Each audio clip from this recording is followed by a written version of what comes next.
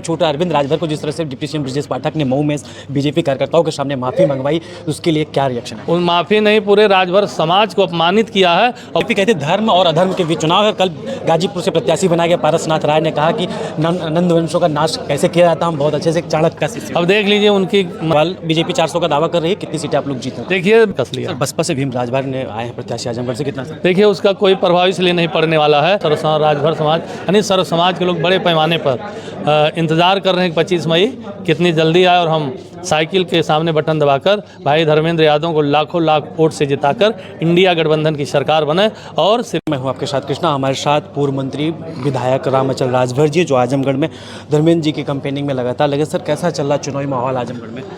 देखिए आजमगढ़ के साथ साथ पूरे प्रदेश में वर्तमान सरकार के खिलाफ सर्व समाज में बड़े पैमाने पर आक्रोश है और सर्व समाज के लोग आज इस सरकार को हटाने के लिए समाजवादी पार्टी यानी इंडिया गठबंधन के प्रत्याशियों को जिताने के लिए पूरी तरह से मुस्तैद हैं। उसी कड़ी में आजमगढ़ सीट पर माननीय श्री धर्मेंद्र यादव जी जो उम्मीदवार हैं समाजवादी पार्टी के, आज उनके पक्ष में बड़े पैमाने पे लोग सड़क पे आ रहे हैं। आपने देखा अभी ओखला यानी अधिवक्ता साथियों का एक जत्था बड़े पैमाने पर उन्होंने अपनी बात की, समर्थन देने की बात की।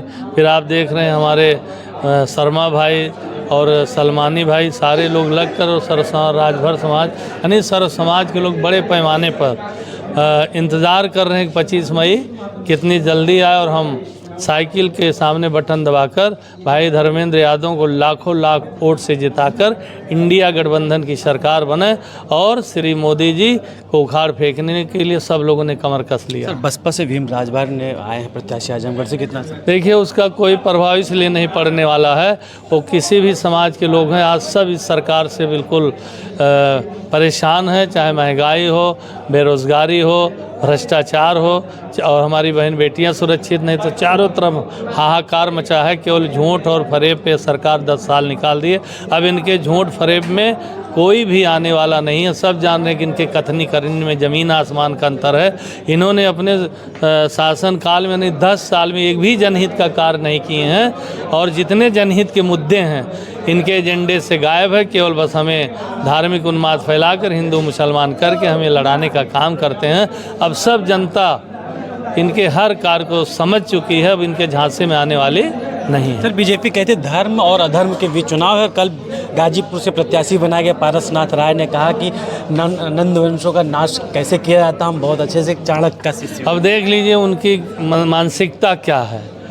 पिछड़ा, अति पिछड़ा, दलित, उनकी मानसिकता क्या है तो उजागर कर दिया कि उनकी मानसिकता क्या, उनकी सोच क्या है। और उसी मानसिकता उसी सोच के तहत जो बाबा B.R. अम्बेडकर ने हमें संविधान दिया है, उस संविधान के माध्यम से सर्व समाज के साथ साथ बैकवर्डों, दलितों को बड़े पैमाने पर आगे बढ़ने का मौका मिला, तो वो उनको रास नहीं आ रहा है, इसलिए तमाम प्रकार को टिप्पणी कर रहे हैं। इसका जवाब जनता ज़रूर जो है चुनाव में देगी। लास्ट सवाल, बीजेपी 400 का दावा कर रही है, कितनी सीटें आप लोग जीते? देखिए बीजेपी का दावा पूरी तरह फ्लॉप है, हताशापन है। उस हताशापन में वो अनाप शनाप बयान दे रहे हैं और जो कि मतलब भारतीय जनता पार्टी के शीर्ष नेतृत्व को इस तरह का भाषा का प्रयोग नहीं करना चाहिए। और मैं विश्वास दिला रहा हूं कि इंडिया गठबंधन की सरकार जरूर बनेगी, क्योंकि सर्व समाज पीड़ित है, सर्व समाज इसके लिए अग्रसर है और वो गांव में खुद वोट मांग रहे हैं, कैंडिडेट बन के वोट मांग रहे हैं। तो एक परिवर्तन की लहर है और पूरा देश परिवर्तन चाह रहा है। लास्ट सवाल, छोटा अरविंद राजभर को जिस तरह से डिप्टी सीएम ब्रजेश पाठक ने मऊ में